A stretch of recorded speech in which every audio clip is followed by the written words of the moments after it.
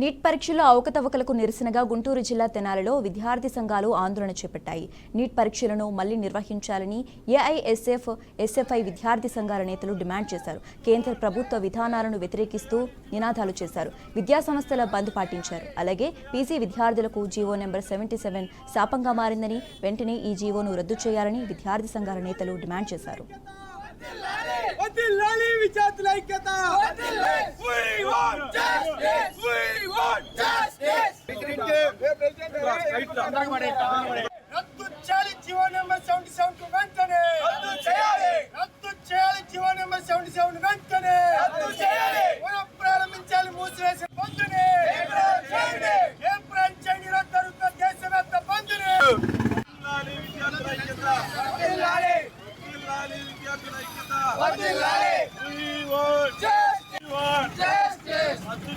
GO number 77 వెంటనే రద్దు చేయాలి. జీవో నెంబర్ 77 వెంటనే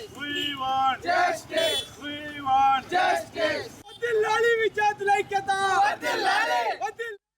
దేశవ్యాప్తంగా ఏదైతే కలకలం రేపుతా ఉందో విద్యార్థుల పాలిట నెట్ పేపర్ లీకేజీని నిరసిస్తూ ఈ రోజులో విద్యార్థులందరూ ఐక్యఘాటి మీదకి వచ్చి దేశవ్యాప్త బంద్ పిలుపునడం జరిగింది.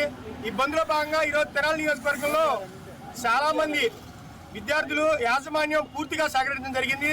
ఎవరైతే ఈరోజు కళాశాల యథావిధిగా నిర్వహిస్తూ ఉన్నారో వారికి యొక్క బంద్ యొక్క ముఖ్య ఉద్దేశం తెలియజేసి వారు కూడా ఈ బంద్లో భాగస్వాములు కావాలని చెప్పి ఉదయం 6 గంటల నుంచి బస్టాండ్ సమీపంలో ఉన్న కళాశాల యాజమాన్యానికి విద్యార్థులకు ఈ బంద్ యొక్క ముఖ్య ఉద్దేశం కూడా తెలియజేయడం జరిగింది.